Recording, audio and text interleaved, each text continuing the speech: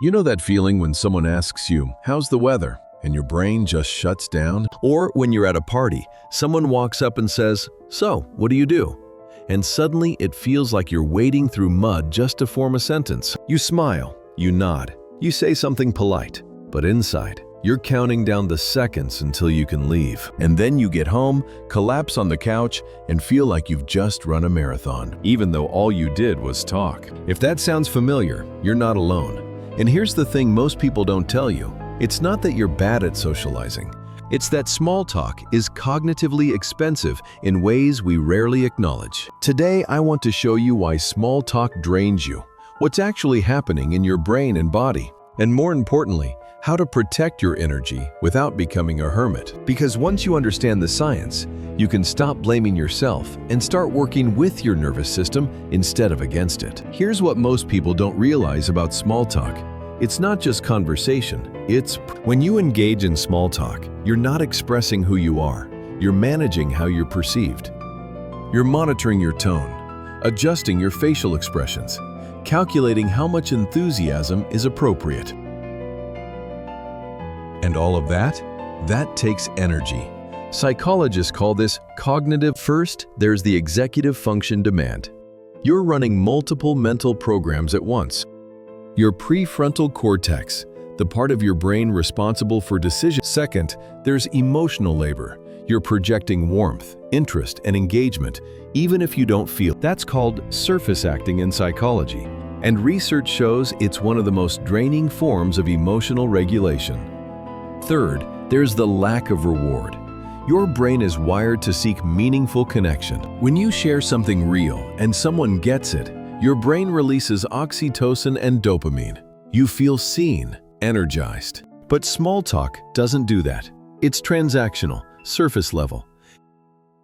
You're spending energy without refueling.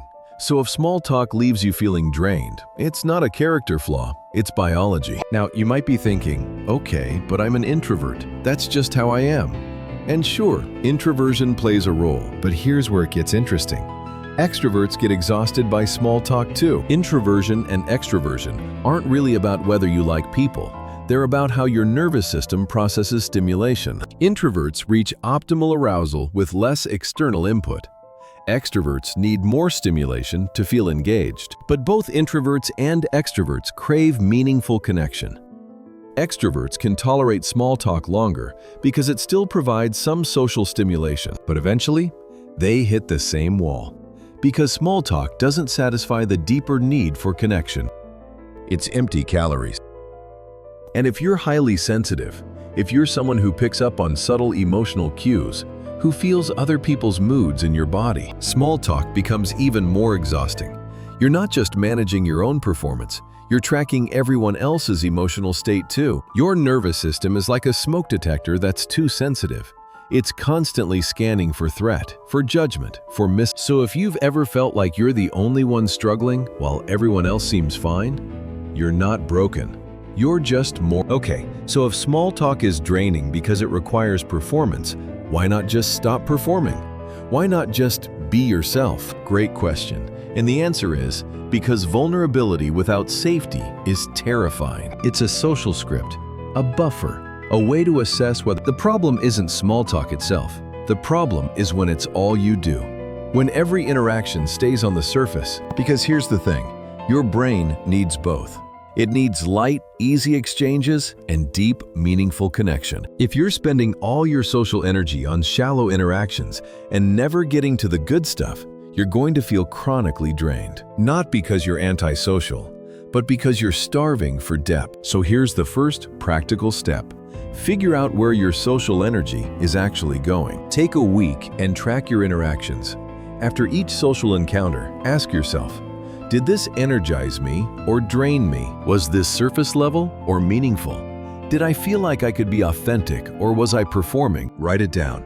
At the end of the week, look for patterns. You might discover that certain people, certain settings, or certain types of conversation consistently drain you, and others replenish you. Once you have that data, you can start making intentional choices. Because the truth is, you don't have unlimited social energy. It's a finite resource. Here's the second strategy. Don't wait for permission to go deeper. One of the biggest myths about conversation is that you have to earn depth, that you have to do your time in small talk first. But that's not true. You can shift the tone of a conversation with a single question. Instead of, "How's work?" try, "What's been on your mind lately?" Instead of, "How was your weekend?" try, "What's something you've been excited about recently?" These questions invite the other person to share something real. And most people, they're relieved because they're tired of small talk too. The key is to give yourself permission to steer. You don't have to follow the social script, but here's the thing. Sometimes you can't avoid small talk. You're at a work event, a family gathering, and you're stuck. So here's what you do. Set a time limit and plan your exit. Decide how long you'll stay. 30 minutes, an hour, whatever feels manageable. When you know there's an endpoint, your nervous system relaxes. You're not trapped. And when that time is up, you leave, politely, without guilt. Because your energy matters, and protecting it isn't selfish, it's necessary.